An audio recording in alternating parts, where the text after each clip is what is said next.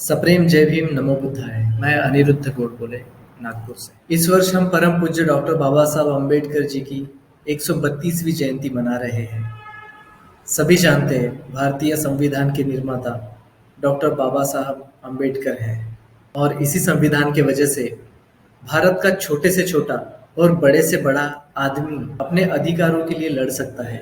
बाबा साहब को लोगों ने केवल दलितों के मसीहा के रूप में ही जाना है, लेकिन उनके कार्य ना सिर्फ दलितों के लिए बल्कि सभी भारतीयों के लिए है। बाबा साहब ने कहा था, मैं किसी भी समाज की प्रगति उस समाज की महिलाओं की प्रगति से आंकता हूँ। दोस्तों, इस प्रकार बाबा साहब महिलाओं की शिक्षा और उन्नति का विचार किया करते थे। बाबा साहब का जीवन बहुत संघर्षपूर्ण था। एक बार बाबा साहब के बेटे राजरत्न की अचानक मृत्यु हो गई।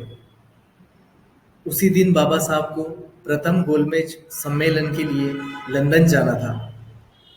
बड़ा भाई भाग कर आया और बोला, भीमा तू कहाँ जा रहा है?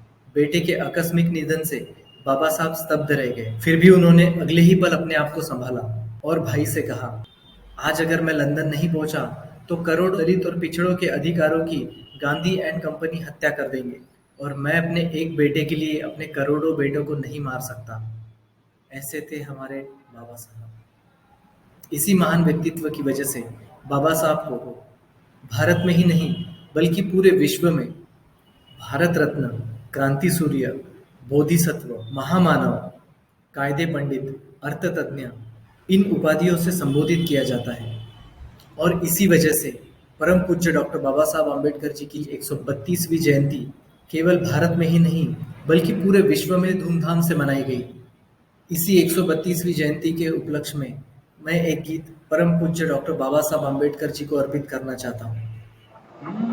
चांदण्याची छाया, कापराची काया, चांदण्याची छाया, कापराची काया, माऊलीची माया होता माझा भीमराया, माऊलीची माया होता माझा भीमराया, चोचीतला चारा देत होता सारा, आईचा उभारा देत होता सारा, भीमाई परी चिल्या पिल्या बरी, भीमाई परी चिल्या पिल्या बरी, पंख पांघराया होता माझा भीमराया, पंख पांघराया होता माझा भीमराया, बोलतात सारे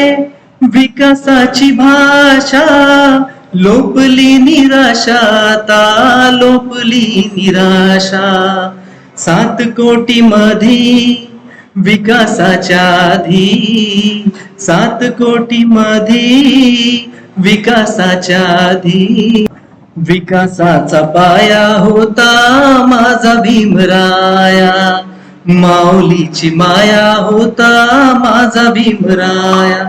थँक्यू। सप्रेम जय भीम।